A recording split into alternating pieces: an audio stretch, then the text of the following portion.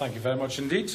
Can I just say from the outset, what I want to do today is, by and large, lay out the economic case for independence, because that's at the heart of many of the questions which are asked.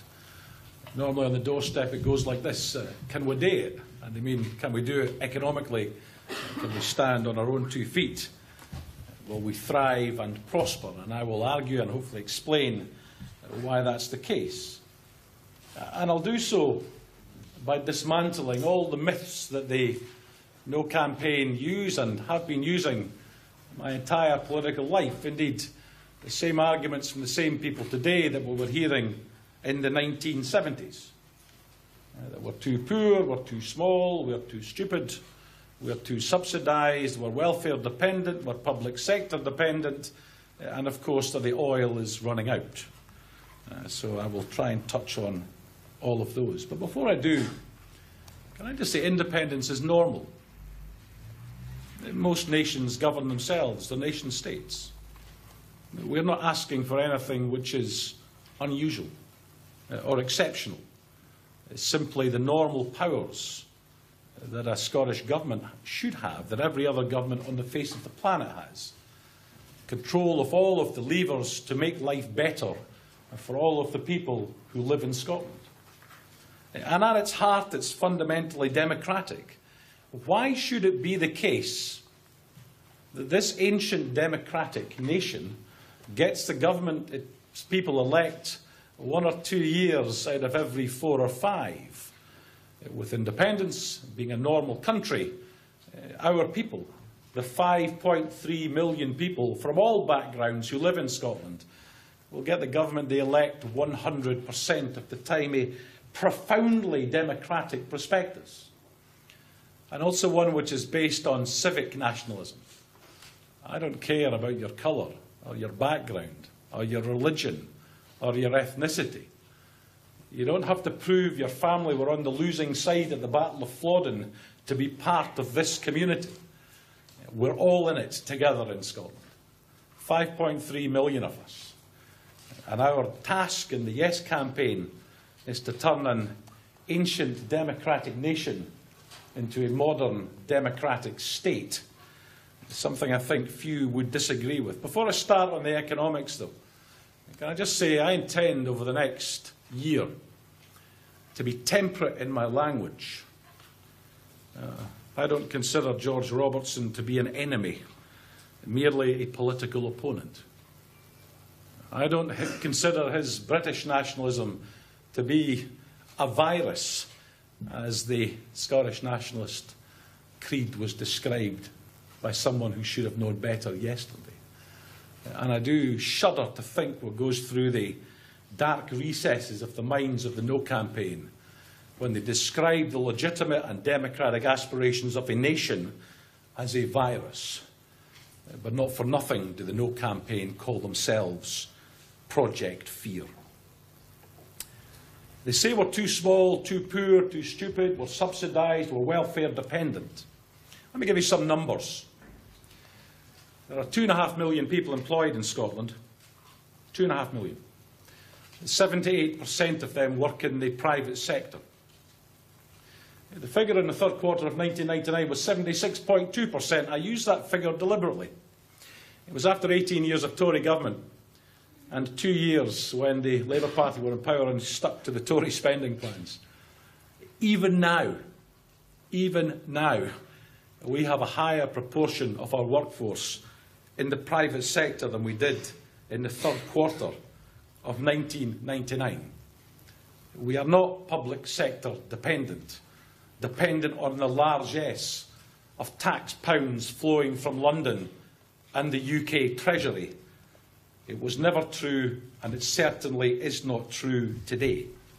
And in terms of our economy, remember between 2010 and 11, we saw a record 4.8% rise in exports from Scotland, a further 1.7% rise the following year, another rise again in volume in the first quarter of this year. We export more than we import. The UK has a trade deficit, and a deficit in the trade in goods of £100 billion a year. This is not an economy which is on its knees. This is not a poor, backward little place, as some would have you believe. Of course, those exports come from many sectors. I will talk a little specifically about oil, because it touches on the debate, not least because we're told, indeed we've been told since the early 1970s, that it's running out. So let's go with the numbers I think we can all agree on. These are UK figures. They're not Scottish Government figures. There are 24 billion barrels of oil and gas yet to come. There are higher estimates, up to 30, up to 33 billion barrels of extractable oil and gas. Well, let's stick to the 24. That's valued at around £1.5 trillion. Trillion's got 12 zeros for the non-mathematicians in the audience. It's a big number. The revenues from that would allow us to build an oil fund. If we began to put some of that cash away when oil began to land, we'd have an oil fund now in the UK, somewhere between 64 and 85% of Scottish GDP, around £100 billion. Instead, we have nothing. Compared to Norway, we have an oil fund now, a national pension fund of £450 billion. And that's with £325 billion of revenues having accrued to the UK Exchequer so far. PwC tell us there's £450 billion of revenues yet to come with the correct investment and the correct tax certainty. We may have let Westminster waste the first £325 billion of revenue. Our job is not to let them waste the next £450 billion of revenue from that precious resource. Now, I said there's 24 billion barrels of oil and gas left to come. Alistair Darling suggested it was only 2 or 3 billion. He said we'd overstated it by 12 times, which was bizarre, given he used to be the Chancellor of the Exchequer. I suspect the big figure is correct, because we know the sector right now are planning to invest £100 billion in the North Sea, and they're planning to drill 133 oil and gas wells in the next 2 years. So the big picture is that we're not on our knees economically. Instead, over the last 5 years, we've had 1 current account surplus compared to 5 deficits for the UK. When we have had deficits, they have been smaller than the UK. But none of this should surprise us. Because last year, with 8.4% of the population, we generated 9.9% of the UK tax receipts. We took only 9.3% of the spending. So our deficit is lower. That meant last year we generated £1,700 more in tax for every man, woman and child in the country than the UK average. It's not just 1 year, though. It's not just 5 years. Over the last 30 years, we've generated £1,350 a year on average, man, woman and child, more than the UK average. So when they say we're too poor and we're dependent on subsidy, when they argue we have to pool our resources, there's only one pool, and it's from the surpluses and the relative surpluses Scotland makes being pooled into the black hole, which is the UK Treasury, year after year, after decade after decade. Now, they will also argue, I've heard no campaigners do this, that we only want to compare ourselves against the rest of the UK. I want to say 2 things about that. Firstly, it's wrong, and I'll explain why in a moment. But if you think what that argument means, it means that those who are defending the Union, the British nationalists, say that we can be as poor as we like, so long as we're as poor as the people in the rest of the UK. What a lack of ambition, what a lack of aspiration, not just for Scotland, but for everybody who lives on these islands. But to put our numbers into an international context. 2 years ago, our comparable deficit was 5.4% of GDP.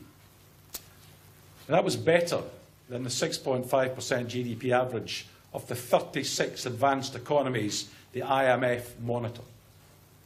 It was better than the 7.5% GDP of the G7 countries. We were in a better fiscal state, more able to survive than the 7 biggest economies on the face of the planet in GDP terms. Of course, the final thing they tell us is that we're welfare dependent. A notion that there's structural unemployment higher in Scotland than elsewhere in the UK. Unemployment's lower. Youth unemployment is considerably lower. Employment is higher. And we spend 15% of GDP, 15% of our national wealth on social protection. That's benefits and pensions. The UK figure for comparison is higher. It's 16%. We're not welfare dependent. Indeed, we're in a better position to meet our obligation to future generations than the UK as a whole. So where are we? Well, as part of the UK, we are part of the 17th wealthiest country out of the OECD list. Not a bad place to be. With independence, we would be 8th. And that's our starting point. A country which pays its way now, which has the skills and talent to prosper as an independent country in the future. And we want to have no more than the responsibility for using all the tools every other government takes for granted, because right now we lack the levers to turn potential into profit, profit into prosperity, and to turn a rich country into a rich society. And I think at its heart, that's what this civic movement is about, turning a rich country into a rich society. You know, the way it's normally put, I know George Robertson has used a much more elegant language. He has said the atomisation of Britain will deliver no solutions whatsoever, none whatsoever, for the catalogue of global threats and challenges that must be addressed. The way it's normally put, less elegantly, is that there's not a single problem Unionists see that independence will not solve. Let me turn that argument about. It says that to defend the Union, 18 years of Conservative government, 18 years of John Major and Margaret Thatcher, 18 years while we watched industries being dismantled before our eyes, was a price worth paying for Tony Blair and an illegal war in Iraq. I suspect there are few people in Scotland would agree with that argument. But at its heart, that's what defending the Union means.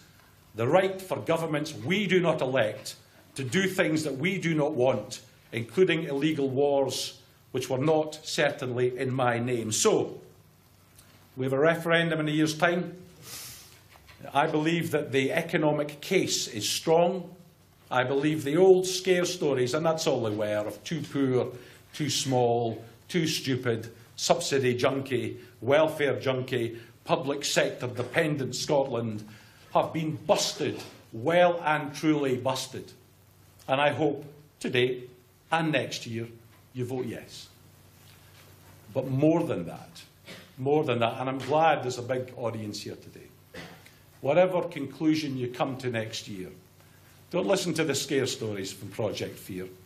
Find out for yourself how the numbers stack up, what social policy means, what this civic movement will do to empower entire generations into the future, and consider, above all else, the fundamental democratic principle that you, me, 5.3 million of us, will not simply get the government we wish now and again, but we will get the government we vote for 100% of the time. Friends, thank you very much for listening.